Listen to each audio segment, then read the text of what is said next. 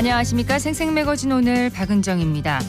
대구시와 국방부가 오늘 서울에서 기부대 양여 방식의 군공항 이전 사업을 위한 합의각서를 체결했습니다.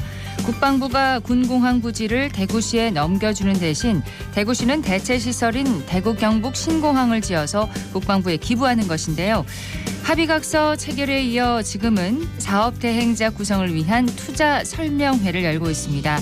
그동안 사업 참여 여부를 두고 저울질하던 한국토지주택공사와 삼성그룹 임원들도 참석한 것으로 알려졌는데요. 논란이 됐던 화물터미널 문제는 복수 설치로 가닥을 잡을 것으로 보입니다. 본격화하고 있는 대구 경북 신공항 건설 사업, 이 정부와 기업의 적극적인 관심과 참여로 순조롭게 앞으로도 잘 추진되길 바랍니다. 11월 20일 월요일 생생매거진 오늘입니다. 먼저 안동과 포항 울릉 연결해서 그곳 소식과 날씨 듣겠습니다. 안동입니다. 오늘도 아침 기온은 안동 2도, 영주 3도로 북부권 내륙을 중심으로 쌀쌀했습니다. 일부 지역에서는 영하권으로 시작하는 곳도 있었는데요. 그래도 낮에는 기온이 올라갑니다. 당분간 낮과 밤의 기온차가 벌어지는 만큼 기온 변화에 유의하시고요. 대기가 건조하고 바람이 약간 강하게 불어 작은 불씨가 큰 불로 이어질 수도 있어서 화재 예방에도 주의해 주시길 바랍니다. 2023 제1회 의성군수배 전국 컬링 대회가 오늘부터 다음 달 5일까지 16일간 의성컬링센터에서 펼쳐집니다. 의성군이 주최하고 의성군수배 전국 컬링 대회 추진위원회가 주관하는 이번 대회에는 남녀 일반부, 18세 이하부, 15세 이하부, 12세 이하부 등 4개 부로 나눠서 부별 4인조 믹스 더블 경기로 진행되고요. 전국에서 35개 팀의 선수와 관계자 등 총 200여 명이 참가합니다. 또 학생부는 8엔드 경기로, 일반부의 경우 10엔드 경기로 진행될 예정인데요. 대한민국 컬링의 본고장인 의성은 올해 3월 한국 컬링을 대표할 8번째 실업구단인 의성군청 컬링팀을 창단한 바 있습니다. 이번 대회 우승을 목표로 지난 16일부터 3박 4일간 강릉 컬링센터로 동계 전지훈련을 다녀오면서 다양한 빙판 경험을 체험했고 경기력을 향상시켜 왔습니다. 이번 전국 컬링 대회가 홈그라운드에서 열리는 만큼 의성군은 의성 컬링팀 선수들이 마음껏 기량을 펼치길 격려했습니다. 지금까지 안동이었습니다. 이어서 포항에서 전해드립니다. 한 주의 시작, 경북 동해안 지역은 어제보다 높은 오전 기온을 보이면서 하루 문을 열었습니다. 하늘도 종일 맑은 모습을 나타낼 것으로 보이는데요. 오늘 낮 최고 기온은 포항과 영덕이 14도, 경주 15도, 울진 13도로 대체로 어제와 비슷한 분포를 나타내겠습니다. 다만 낮과 밤의 기온차가 클 것으로 보이니까요. 체온 유지와 건강 관리에 신경 써주시는 것이 좋겠습니다. 포항시가 부산 해운대구 관광 및 축제 관련 관계자들을 초청해 문화관광 교류를 위한 팸투어를 진행했습니다. 지난달 27일 포항시와 해운대구의 우호협력 교류협약 이후 처음으로 추진된 교류 행사로서 포항의 관광 현황과 관광특구 관련 정책들을 공유하고 상생 발전을 도모하기 위해 마련됐는데요. 포항 영일만 관광특구협의회, 해운대 축제위원회를 비롯한 축제 관련 단체 회원들은 간담회를 갖고 관광특구 활성화 우수 사례 공유와 향후 두 도시 간의 문화관광 교류 방안에 대해 논의했고, 간담회 이후에는 팸투어를 통해 스페이스워크와 구룡포 일본인 가옥거리, 파크 1538 등의 대표 관광지를 둘러보고 경험하는 시간을 가졌습니다. 시는 해양 문화관광 도시로 여러 공통점을 가진 포항시와 해운대구가 지난달 우호협력 교류협약을 맺은 만큼 이번 해운대구 초청 팸투어를 시작으로 관광을 포함한 다양한 분야의 민관 교류 협력을 지속해 두 도시가 함께 발전할 수 있도록 노력하겠다고 전했습니다. 지금까지 포항이었습니다. 이어서 울릉입니다. 울릉도와 독도에 강풍주의보가 발효 중입니다. 이 특보는 오후부터 해제될 전망인데요. 현재는 약간 강한 바람이 불면서 구름 많은 하늘 보이고 있습니다. 동해중부 안쪽 먼바다에 풍랑주의보가 내려진 가운데 북서에서 북풍이 불고 바다의 물결은 1에서 3m까지 높게 일고 있습니다. 이 특보가 해제된 오후부터 남해에서 남서풍이 불며 바다의 물결은 1에서 2m로 다시 잔잔하게 일 전망입니다. 오늘 여객선은 정상 운항합니다. 울릉군 한마음회관에서 지난 13일에서 18일까지 총 6일간 울릉도 독도 수호 문화제가 개최됐습니다. 이번 행사는 제4회 섬의 날 행사를 기념해 섬의 가치와 우리 영토의 중요성을 알리고자 추진됐으며 울릉도 섬 주민들이 척박한 삶 속에서도 울릉도와 독도를 지키기 위해 끊임없이 노력한 역사를 기리고자 기획됐습니다. 특히 찾아가는 독도 체험 프로그램은 독도의 역사와 자연을 입체 영상과 터치 VR 및 4D 체험을 통해 직접 독도를 가본 듯한 경험을 함으로써 지역 청소년들의 교육과 관람객들의 인기를 끌었고요. 울릉도 주민들의 과거에서부터 현재까지의 모습을 담은 울릉도 독도 특별 전시회와 발해 1300호 사진 전시회를 통해 역사적 자료의 소중한 가치를 전했습니다. 이번 울릉도 독도 수호 문화제를 통해 울릉도와 독도를 수호하고자 또 지키고자 했던 지역 주민들의 정신을 다시 한번 기리는 기회가 되기를 바랍니다. 지금까지 울릉이었습니다.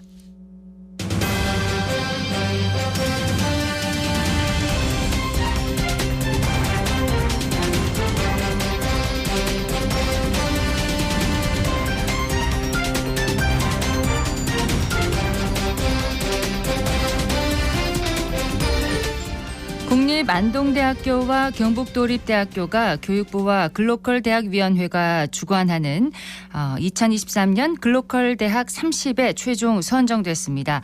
두 대학은 오는 2025년 3월 통합대학을 출범시키고 공공형 대학의 혁신 모델을 만들 계획입니다. 자세한 내용을 정태주 안동대학교 총장 연결해서 들어보도록 하겠습니다. 총장님 안녕하십니까? 네, 안녕하세요. 반갑습니다. 반갑습니다. 취임하면서 글로컬 대학 선정이 목표라고 하셨는데 이루셨습니다. 축하드립니다. 네, 감사합니다. 예, 소감 한 말씀 해주시죠. 예, 제가 그 총장 선거를 이루는 동안 선거 공약으로 우리 대학을 경북 거점 국립대학으로 발전시키겠다고 했는데요. 네. 그중에 가장 중요한 관문이 글로컬 대학에 선정되는 거였어요. 그래서 그 선정된 것에 대해서 기쁨을 느끼고요. 그러니까 지역 발전을 선도할 수 있는 10개 대학을 먼저 선정했잖아요. 네. 거기에 선정되어서 상당히 기쁜 마음입니다. 더불어서 네. 글로컬 대학 선정에 기틀을 마련해 주신 우리 권순태 전 총장님하고요. 그다음에 어려움 속에서도 실행 계획서를 완성해 주신 기획처장님 및 집필진 여러분께 감사의 말씀을 드립니다. 예, 글로컬 대학 30 이게 어떤 사업인지를 좀 소개를 해주세요. 예, 이번 정부 들어서요. 올해 처음 시작되는 글로컬 대학 사업이라는 것은요. 인구 감소 등으로 인해서 지방 소멸 위기가 지금 심각한 상태죠. 네. 그래서 이제 지역의 소멸과 지역의 대학의 소멸 위기를 극복하기 위해서 대학의 혁신을 이끌어서 어쨌든 지역과 동방선장을 이끌어내자는 대형 프로젝트고요. 올해 10개 대학을 시작으로 해서 26년까지 30개 내외 대학을 지정할 예정이라고 합니다. 그리고 만약에 선정된다면 5년간 1개 대학당 1,000억 원의 예산이 지원되는 대형 사업입니다. 예. 그래서 지역을 소멸을 극복하고 대학의 혁신과 함께 지역과 동방선장을 추구하는 핵심 사업이라고 볼 수 있고요. 그중에 이제 우리 안동대가 속한 경북 북부 지역을 보시면 뭐 청취자분들도 많이 아시겠지만 경기도하고 면적은 유사해요. 그런데 인구는 거의 20분의 1 수준밖에 안 되거든요. 네. 그 정도로 심각한 지역 소멸 위기 지역이라서 본 사업이 우리 지역 소멸 위기에 극복을 할 수 있는 단비로 작용할 수 있을 것으로 기대됩니다. 네, 2026년까지 한 30개 대학을 지정할 예정인데 올해 10개 대학이 이제 포함돼서 더 기쁘다 이렇게 소감도 말씀을 해주셨습니다. 네. 안동대와 경북도립대가 이제 통합 후에 전통 문화 기반 공공형 대학 혁신 모델을 제안을 했습니다. 이거 좀 쉽게 설명을 해주세요. 예, 먼저 이제 저희가 이제 경북 도립대랑 통합하게 된 그 배경부터 잠깐 말씀을 드리면요. 네.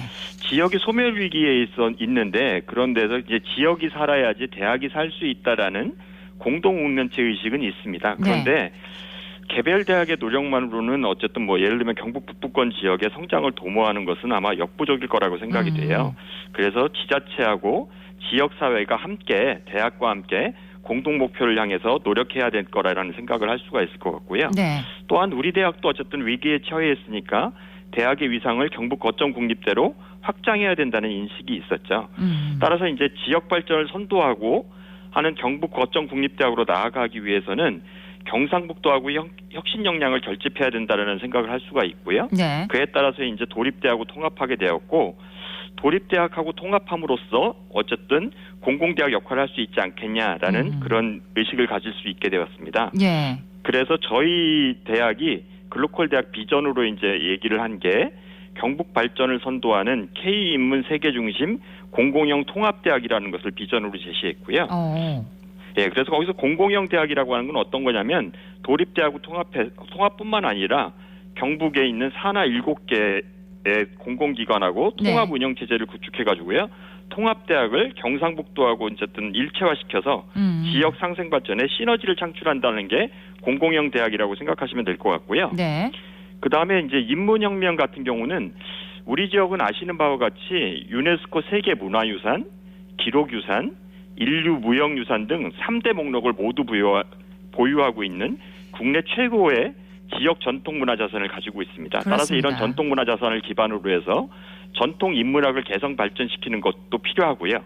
또한 인문학이 지금 현재 좀 이렇게 낮아지고 있는데 위상이 네. 그거에는 이제 뭐냐면 학생들이 취업하기 어려운 점이 있어서 사회 변화에 대응하는 인문 융합 인재를 양성하겠다라는 그런 두 가지를 가지고 있습니다. 그래서 그렇군요. 그것을 통해서 인문학의 가치를 제고하고 K 인문을 어쨌든 세계화하고 우리 대학도 세계 중심 대학으로 나아가겠다라는 비전이 있다고 생각하시면 될 것 같습니다. 네. 지자체와 대학이 역량을 결집했다 이렇게 이해를 하면 되겠네요. 예, 그렇죠. 국공립대 그 통합은 전국에서 처음이라고 들었습니다. 어디까지 진행이 됐는지 지금 추진 상황도 좀 설명을 해주십시오. 예, 말씀하신 바와 같이요. 과거 국공립대 통합은요, 여러 번 시도는 있었지만 모두 중단된 바 있습니다. 예. 그래서 이제 이번에 우리가 이제 글로컬 사업을 통해서 안동대하고 경북도립대는 경상북도에서도 어쨌든 전폭적인 지원을 받고 있어서 그것을 통해서 최초로 국공립대 통합을 이룰 생각이고요. 네.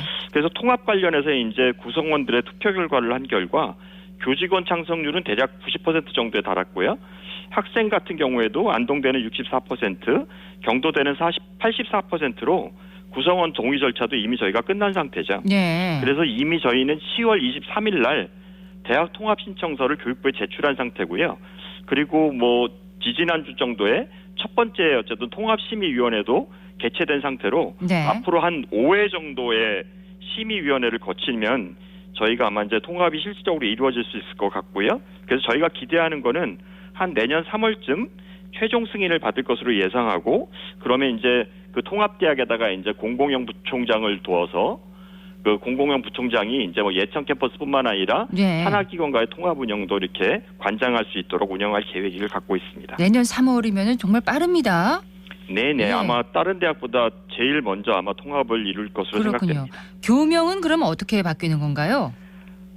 교명은 저희가 이제 교명 공모제라는 걸 해서요. 뭐 물론 국립한빛대라는 게 이제 지금 대상을 받았고 네. 그 외에도 뭐 국립하나대, 경국대 등등 뭐 여러 가지 후보들이 나와 있습니다. 그래서 이제 교명을 지금 현재 뭐 결정한 건 아니고요. 저희가 이제 먼저는 이제 안동대건, 경도대건 구성원의 의견 수렴을 저희가 이제 막 12월 초내 중순까지 이제 거칠 생각이고요. 네. 그러면 이제 어쨌든 후보를 좀 압축을 해서 먼저 이제 제3자의 의견도 중요하다고 생각이 돼서 제3자는 수험생들 있죠. 즉 저희 뭐 안동대나 경도대를 지원한 학생들 네. 그런 학생들을 중심으로 또 2차적으로 의견 수렴을 하고 그것을 통해서 저희가 한 12월 말이나 1월 초나 그 정도에 아마 교명을 결정할 그렇군요. 생각을 갖고 있습니다. 경북 산하기관과의 협력도 함께 이제 추진을 하는 거죠. 네, 그렇죠. 예, 이 부분도 좀 설명을 해주십시오. 예, 그러니까 저희가 이제 유일하게 이제 국공립대 통합을 한 대학이니까요. 그래서 네. 어쨌든 이번에는 단순한 대학 통합을 넘어서 경상북도하고 일체화된 대학을 만들기 위해서는 경상북도 산하에 국학진흥원 등 7개 기관과의 통합 운영 체제를 구축할 생각인데요. 네. 그걸 위해서 통합대학 내에 이제 KER 협업센터라는 걸 구축하게 돼 있어요. 근데 이제 먼저 24년부터 우선은 안동대에다가 KER 협업센터를 구축할 생각이고요.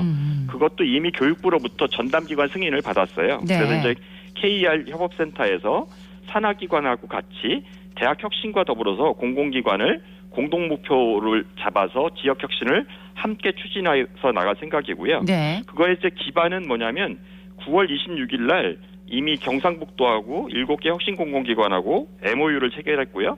그 후에 한 32개 정도의 공동과제도 이미 축한 상태입니다. 그렇군요. 예. 네. 근데 이렇게 이제 외형적인 요건을 갖춘 후에는 실제 운영에 있어서 이제 어떻게 혁신을 꾀할 것인지 그 부분이 참 중요할 것 같은데 구체적인 실행 방안은 어떻게 세우고 계시는지요? 예, 구체적인 신획 방향이라고 하면 두 가지 정도를 생각할 수 있을 텐데요. 예. 아까 잠깐 언급을 해드렸는데 첫 번째는 이제 K 인문 혁명을 어떻게 이룰 것이냐.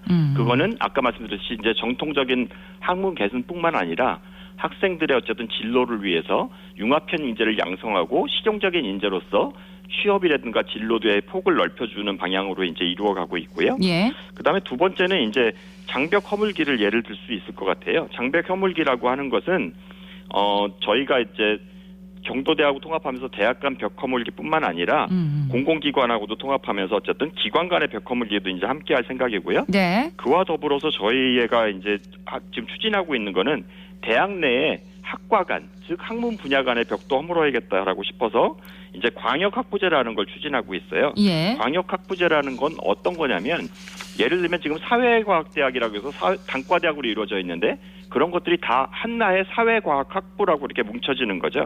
그러면 이제 그 통합 모집을 통해서 학생들이 들어오게 되고 그 학생들이 들어올 때 뭐 이제 학생 선택권을 100% 보장해서 네. 자기가 원하는 전공을 할 수 있게 해주는 거죠. 이제 그런 식으로 해서 저희가 대략 통합대학에 현재 66개의 모집 단위가 있는데 네. 그거를 21개 정도를 이렇게 축소를 하고요. 그래서 이제 광역학부제를 통해서 학생들이 부전공이라든지 복수전공이라든지 네. 다중전공을 할 수 있게 해주는 거 하나지 하고 그다음에 이제 단과대학도 이제 광역단과대학을 해서요. 네. 예를 들면 뭐 이제 인문사회 디지털대학이라고 해서 인문계열, 사회계열, 컴퓨터공학계열을 하나의 단과대학으로 묶어서 그 내에서도 학생들이 뭐 자유롭게 이제 전공을 선택할 수 있게 네. 자유전과제를 시행해요. 그래서 어쨌든 저희는 학생을 이제 선택권을 100% 보장하면서 다중전공도 쉽게 할 수 있는 대학으로 발전해 나갈 생각입니다. 자, 이렇게 추진돼서 이제 통합 모집은 언제부터 시작되는 건가요? 통합 모집은 이제 지금은 이제 저희가 이제 입시가 2년 예고제라서요. 네. 25년 3월 모집부터 시작되게 되었습니다. 예. 자, 글로컬 대학에 걷는 기대가 큽니다. 마지막으로 어떤 계획과 또 바람이 있으신지 좀 말씀을 해주시죠. 예, 그래서 이제 저희가 지역 상생을 해야 되겠어 이제 어쨌든 지역 상생을 위한 뭐 바이오라든지 백신이라든지 이런 것들 이제 지역 산업을 이제 활성화시키는 계획이 있고요. 네. 그 다음에 이제 무엇보다도 지역 그 글로컬 사업에서 저희가 기대하는 점은 현재 지방대학이라든지 지역의 소멸기가 심각하고요. 그렇죠. 골든타임도 얼마 안 남은 것 같아요. 이러한 식의 어쨌든 글로컬 사업이 단비를 작용할 수 있을 것으로 기대가 되고 네. 저희들이 어쨌든 이런 걸 통해서 산하기관까지 통합 운영하는 공공형 대학으로 대전을 하게 되면 우리 통합대학이 지역 소멸 위기를 극복하고 네. 지역 발전을 선도할 수 있는 경북 거점 국립대학으로 성장해 있을 것이고 우리 대학이 경북을 어쨌든 한국의 빛으로 발전시키면서 우리 대학도 국립대학 중에서 경쟁력 있는 하나의 중요한 대학으로 되고 그다음에 인문학에서는 적어도 인정받을 수 있는 세계 중심 대학으로도 발전해 나갈 수 있을 것으로 기대하고 있습니다. 네, 전국 이상의 광역 거점 국립대로 자리매김할 수 있기를 기대하겠습니다. 오늘 말씀 고맙습니다. 감사합니다. 네. 네. 지금까지 정태주 안동대학교 총장이었습니다.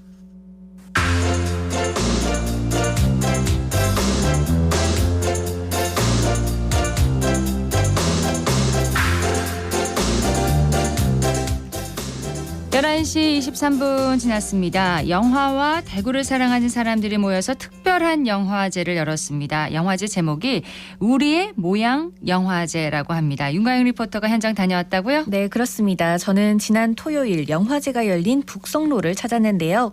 이 영화제는 대구 영상미디어센터의 커뮤니티 시네마 기획단 시커가 만들었습니다. 이 시커는 영화를 수동적으로 소비하는 기존의 영화 활동에서 더 나아가 시민이나 관객 위주의 주체적인 영화 활동을 하는 영화 모임인데요. 네. 이 팀 이름인 시커가 궁금하시죠?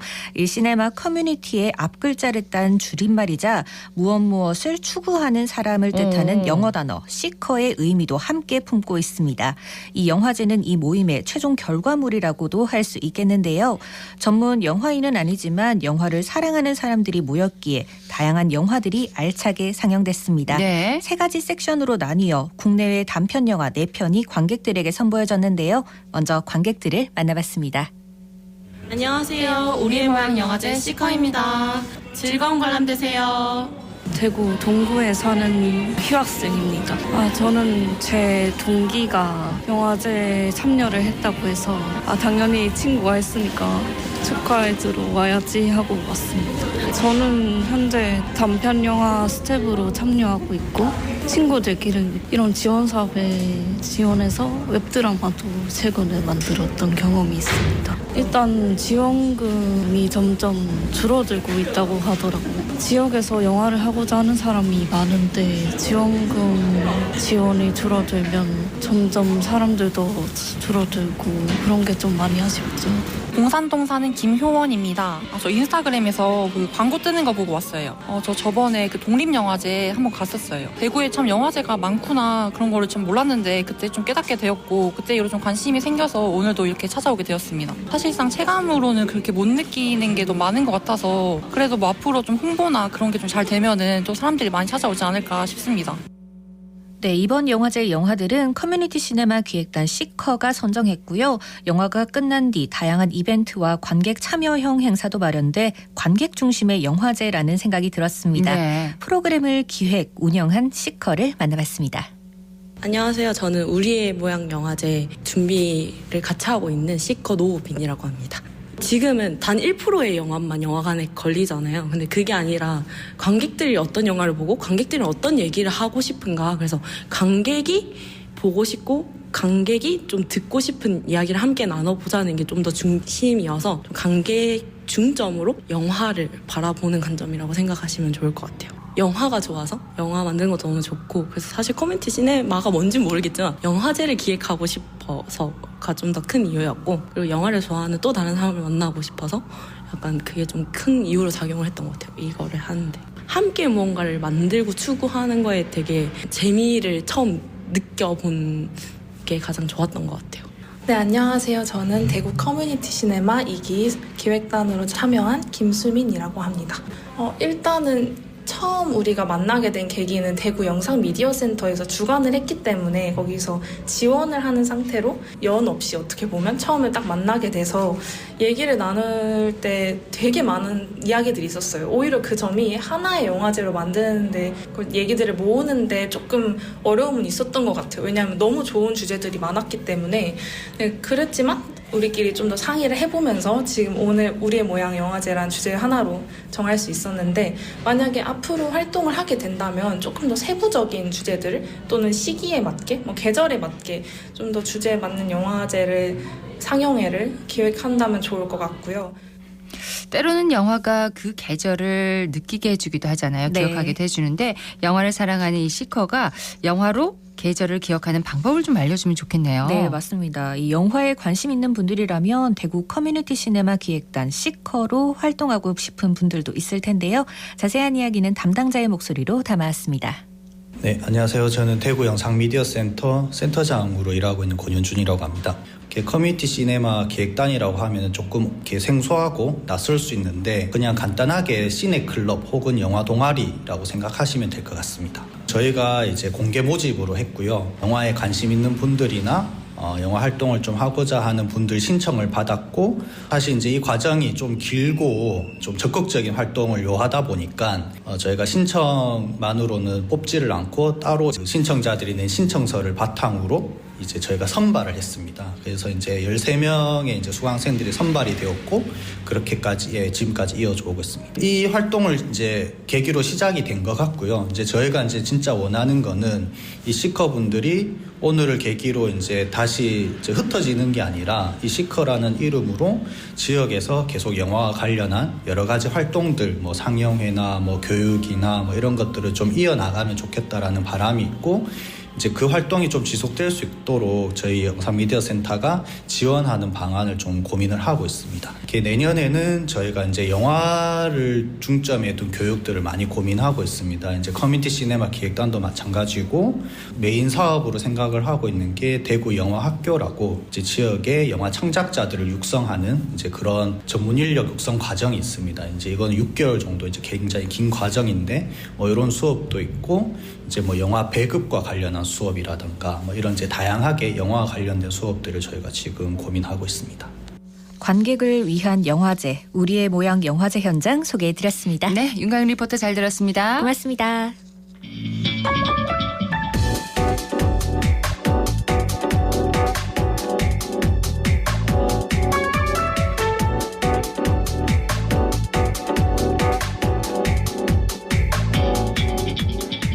묻고 듣고 생각과 마음을 나누는 방송. 지금 여러분께서는 대구 경북을 보고 듣는 생생 매거진 오늘을 함께하고 계십니다.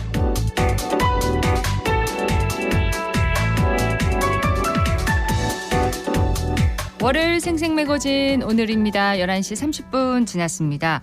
기자의 눈으로 지역의 현안과 이슈를 들여다봅니다. 매일신문 최원영 기자와 함께합니다. 어서 오세요. 네, 안녕하세요. 자, 오늘은 어떤 얘기 해볼까요? 예, 최근 이 경기도 용인 반도체 클러스터 협력화 단지에 이 비수도권 소재 부품 장비 이 기업이 입주할 수 있는 길이 열리자 이 반도체 소재 부품 특화 단지로 지정된 우리 지역 경북 구미 경제계에 이제 걱정이 커지고 있는데요. 그렇군요. 예, 과거 수도권 규제가 풀리자 이제 LG 같은 대기업이 지역을 떠나서 이 파주에 새 둥지를 틀었다는 악몽이 깊게 이제 남아있기 때문인데요. 네. 관련 내용 한번 짚어보겠습니다. 관련 내용은 어디서 나온 거죠? 예, 구미일에 이제 김영식 국민의힘 의원이 지난 3일에 국회 예산결산위원회 전체 회의에서 이 산업통상자원부를 향해서 내놓은 질의에서 시작했는데요.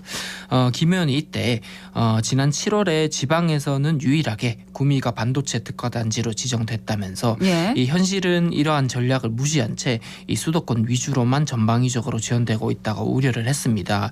이 말은 최근에 국토부가 수도권 정비 심의위원회를 열고 이 지방에 있는 본사나 공장을 이전이나 축소하지 않고 새로 증설하는 경우에는 이 용인 반도체 클러스터에 입주를 할 수 있도록 이 허용한 데 따른 것이었습니다. 예.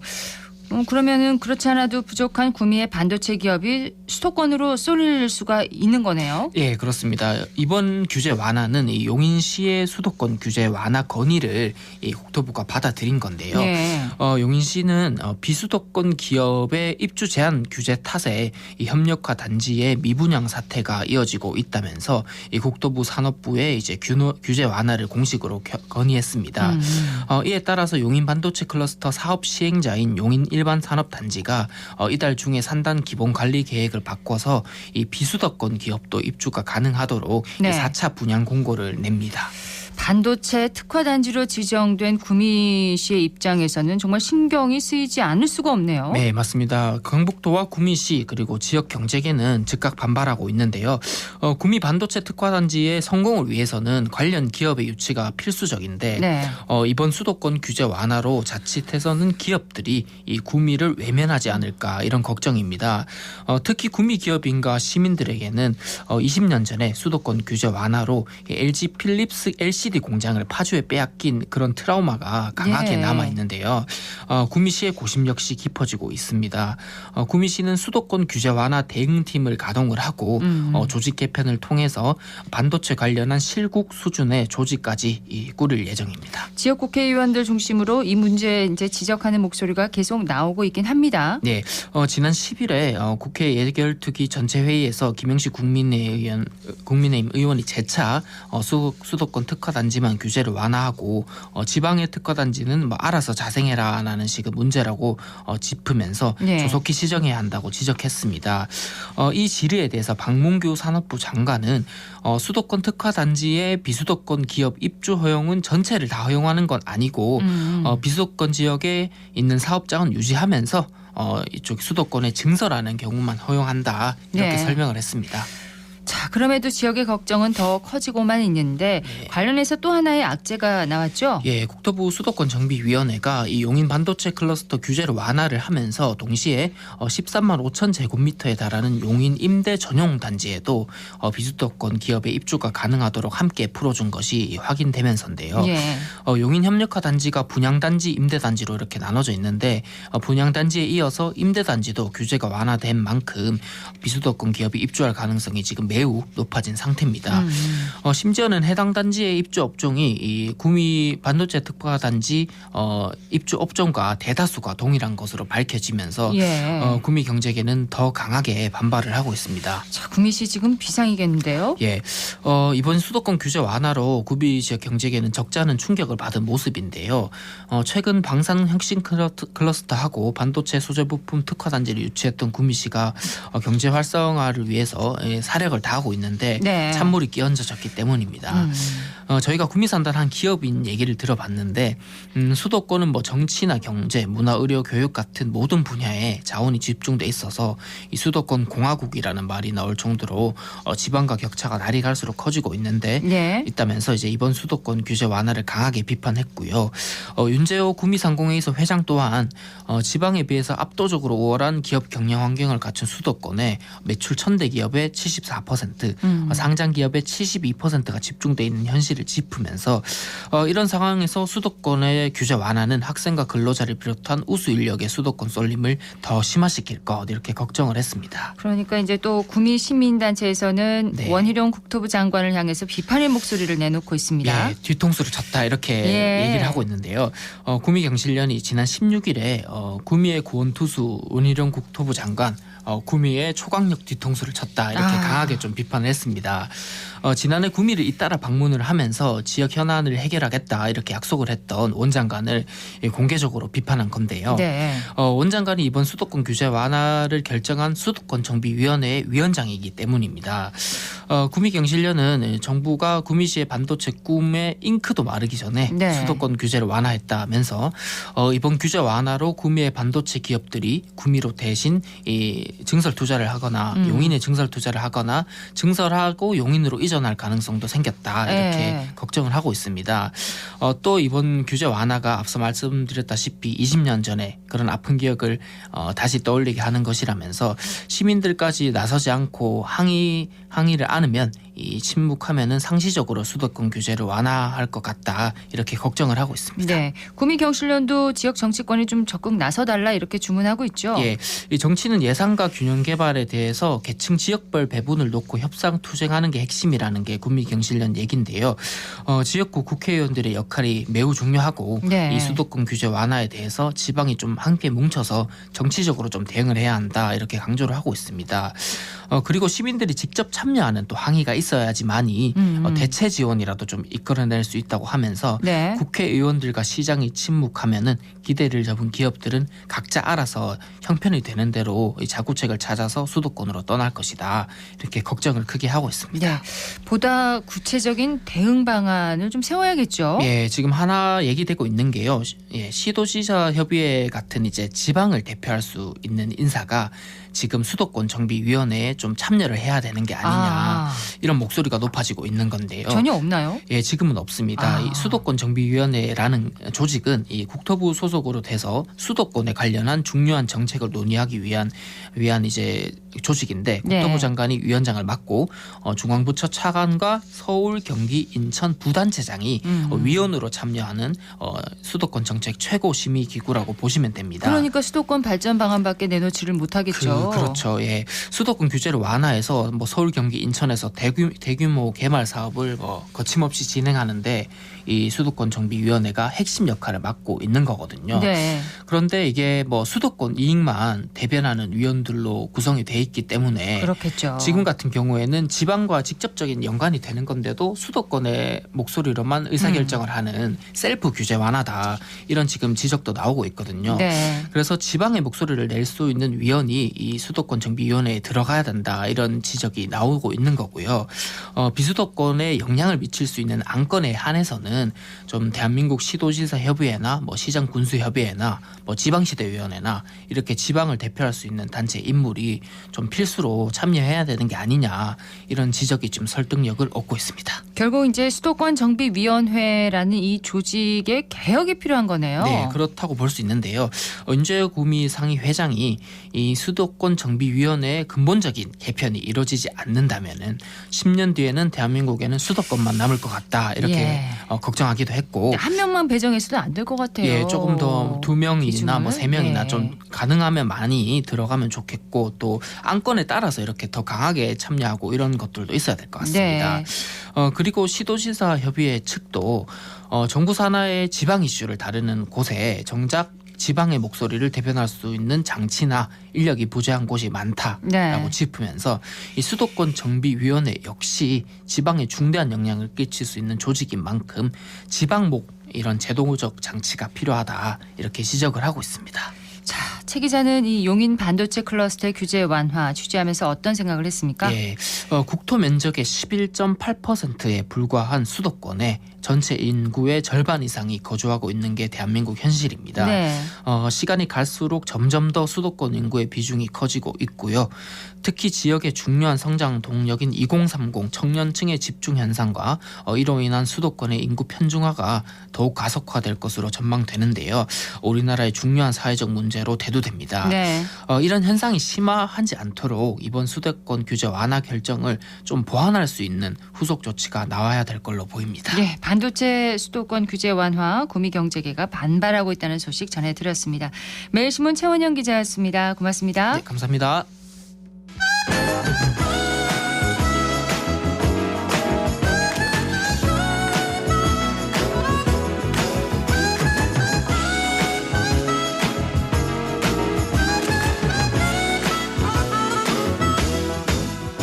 정치 알아야 바꾼다. 정치 알바 시간입니다. 김수민 시사평론가 연결합니다. 안녕하세요.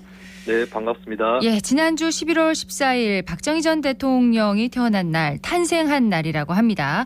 이철우 경북도지사가 이날을 국가기념일로 제정하자는 것과 또 우선 경북도와 구미시가 박 전 대통령 탄신축제 주간 행사를 대대적으로 개최하는 것을 검토할 필요가 있다.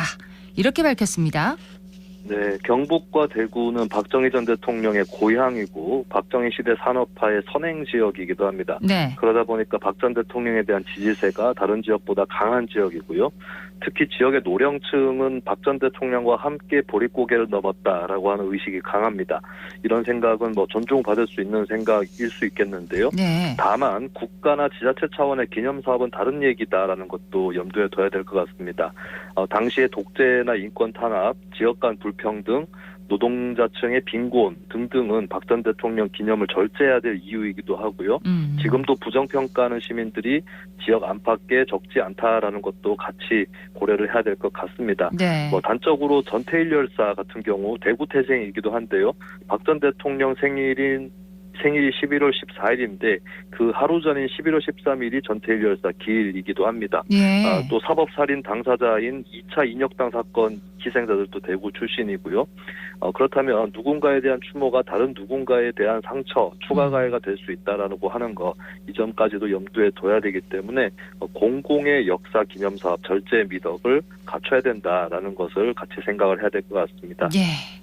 자, 요즘 그리고 부쩍 대구 지역이 정치적 그리고 전국적으로 주목을 많이 받고 있습니다. 한동훈 법무부 장관이 11월 17일에 법무정책 현장 방문차 대구 지역을 찾았습니다. 서울로 돌아간 지 얼마 안 돼서 이 총선 출마설이 본격적으로 지금 흘러나오고 있습니다.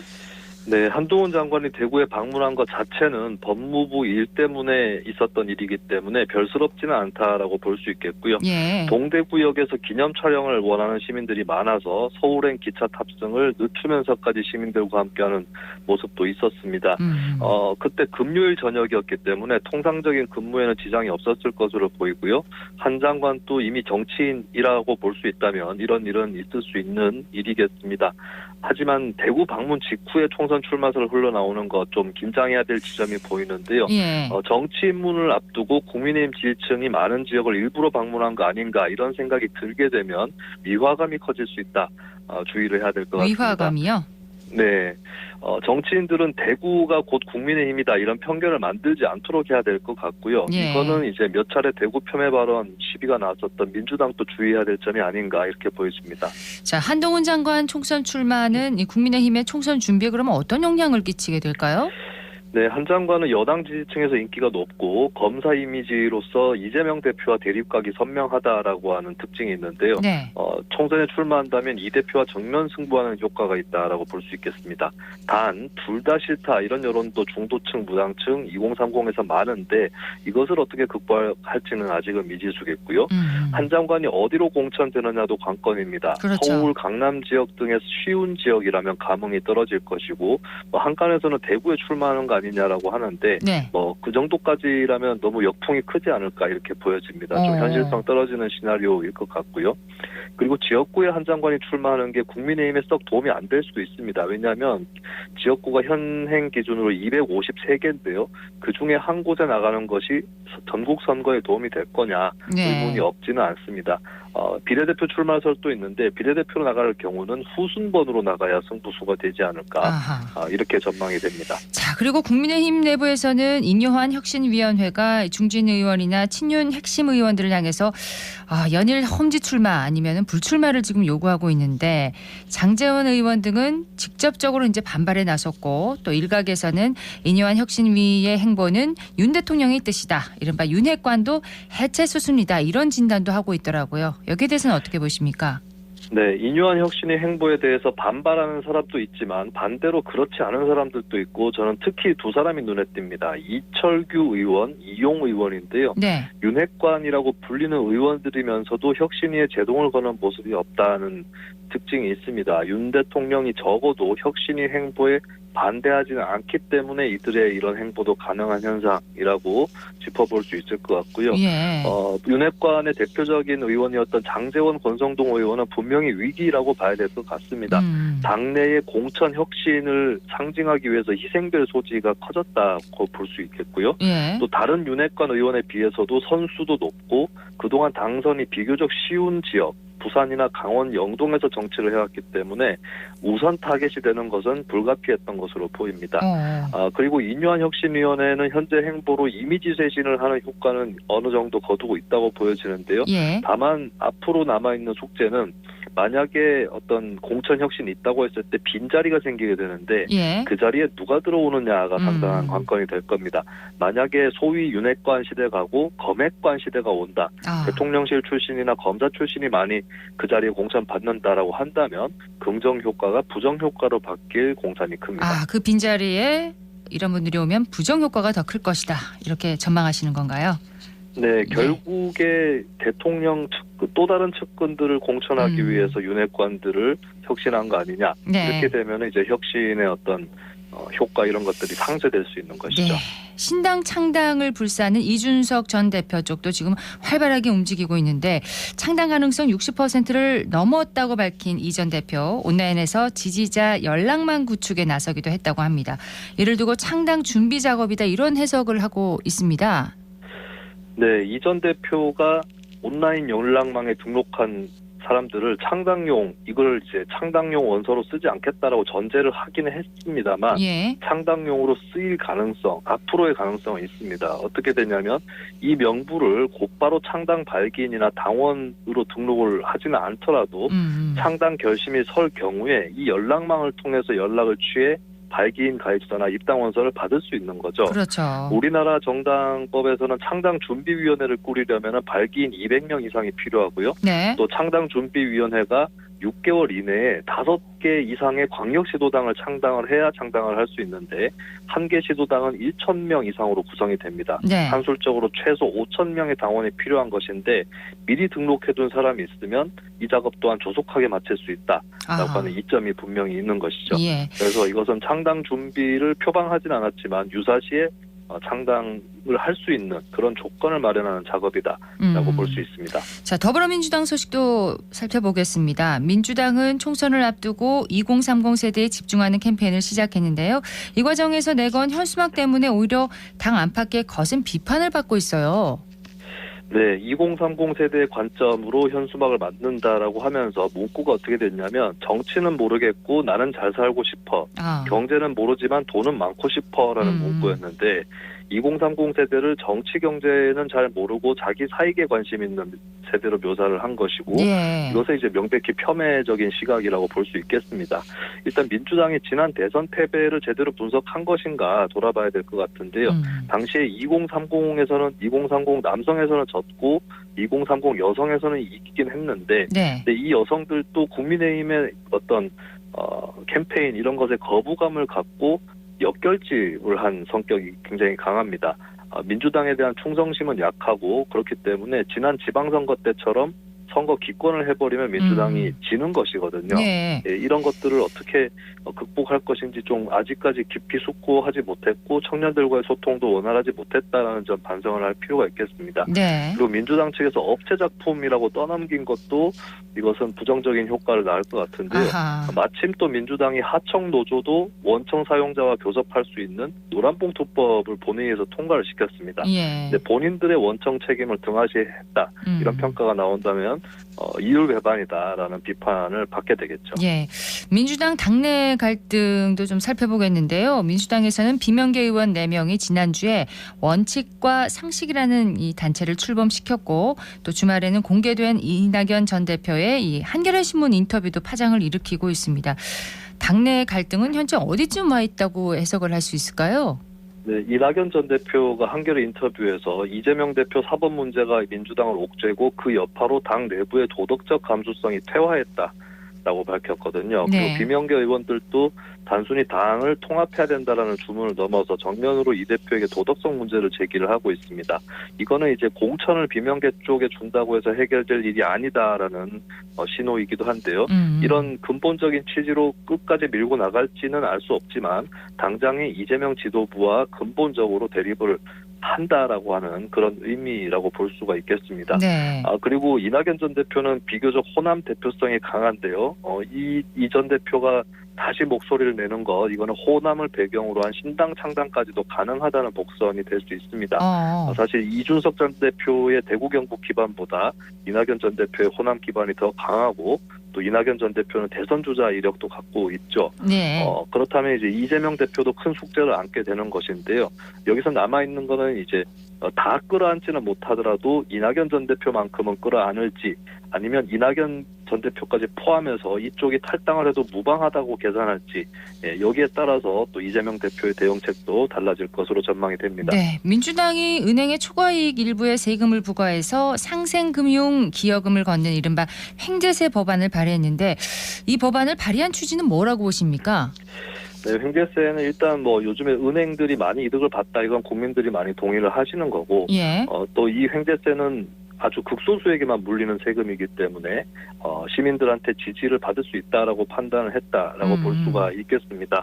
그리고 최근에 윤 대통령도 금융권에 대한 압박을 해왔기 때문에 윤 대통령을 어느 정도 시험대에 올리는 그런 효과도 있어 보이는데요. 네. 근데 반면에 또 여당 입장에서는 야당의 이런 행보를 역이용해서 금융권의 양보를 받아내는 자발적인 기여를 받아내는 전략으로 가게 될 것이 유력해 보이고 오늘 또 금융위원장, 금감위원장이 5대 금융지주 회장들과 간담회를 갖습니다. 예. 여기서 은행들이 스스로 어느 정도 내놓겠다라고 선언을 할지 이것이 앞으로 횡재세 논의를 좌우하게 될 것 같습니다. 네, 여기까지 듣겠습니다. 김수민 시사평론가였습니다. 고맙습니다.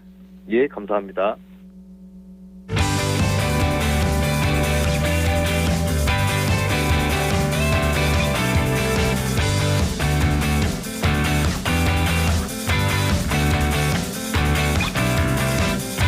클릭 정보 클립.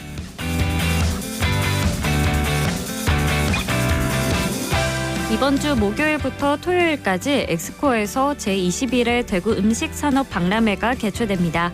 대구의 대표 향토 음식들을 한 곳에서 만나볼 수 있는 이번 행사엔 100여 곳의 지역식품 업체가 참가해 관람객의 눈과 입을 즐겁게 할 예정인데요. 뭉티기, 납작만두, 동인동 찜갈비 등 대구 신미관과 명품 한식관이 마련되고 대구 먹거리 골목 음식, 대구 우수식품 등도 만나볼 수 있습니다. 대구의 맛과 맛을 즐길 수 있는 이번 행사 많은 참여 바랍니다.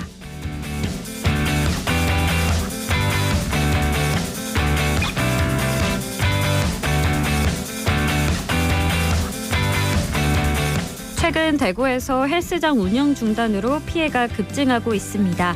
헬스장이 폐업을 했거나 폐업 예정으로 운영 중단한 경우에는 환급받기 어려운데요. 특히 헬스장은 12개월 이상 장기 계약을 하면 높은 할인율을 제시해 일시불 결제를 유도하는 사례가 많아 피해가 큽니다. 따라서 3개월 이상 장기 계약의 경우에는 결제 방식을 신중히 선택해야 하는데요. 가능한 현금 결제가 아닌 할부 결제를 해 발생할 수 있는 피해를 최소화해야 합니다.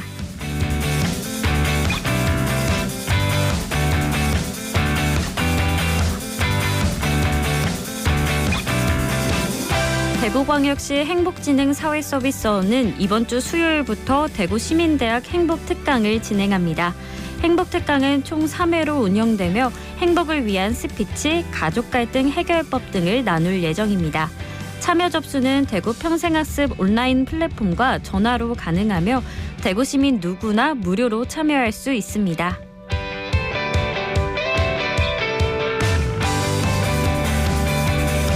대구 출판산업지원센터는 이번 주 금요일 잘 나가는 웹소설 전문가 되기를 주제로 세미나를 진행합니다. 이번 세미나는 유명 웹소설 작가와 플랫폼 책임자에게 웹소설 관련 기획부터 지식재산에 대한 강연을 들을 수 있는데요. 이번 세미나는 웹소설 작가를 꿈꾸는 시민 누구나 참여할 수 있고 홈페이지를 통해 자세한 내용을 확인할 수 있습니다.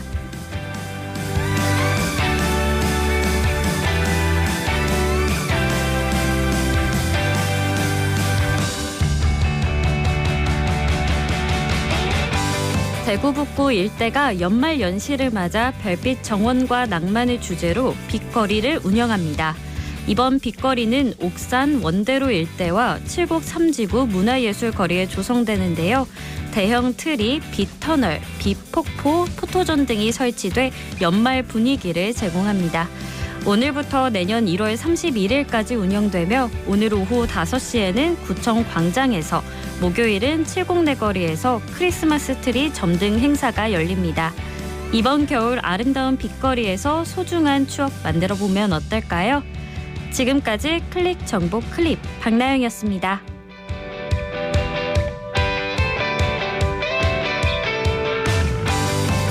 지난 7일부터 시작된 대구시의회 행정사무감사가 오늘 마무리됩니다. 대구시 경제정책의 일방적인 추진 문제와 이른바 응급실 뺑뺑이 사건의 후속 대책 논의 등 다양한 지적사항과 대안 제시가 있었는데요. 모쪼록 이번 행정사무감사에서 지적된 사항들이 잘 개선돼서 한 발 더 나아가는 대구시정으로 펼쳐지길 기대해봅니다. 오늘 대구 경북 지역 대체로 맑은 가운데 낮 기온 11도에서 15도 분포를 보이겠습니다. 당분간 아침 기온은 영하권을 오르내리겠고요. 낮과 밤의 기온차도 크게 벌어지겠습니다. 생생매거진 오늘 준비한 순서 여기까지입니다. 박은정이었습니다. 고맙습니다.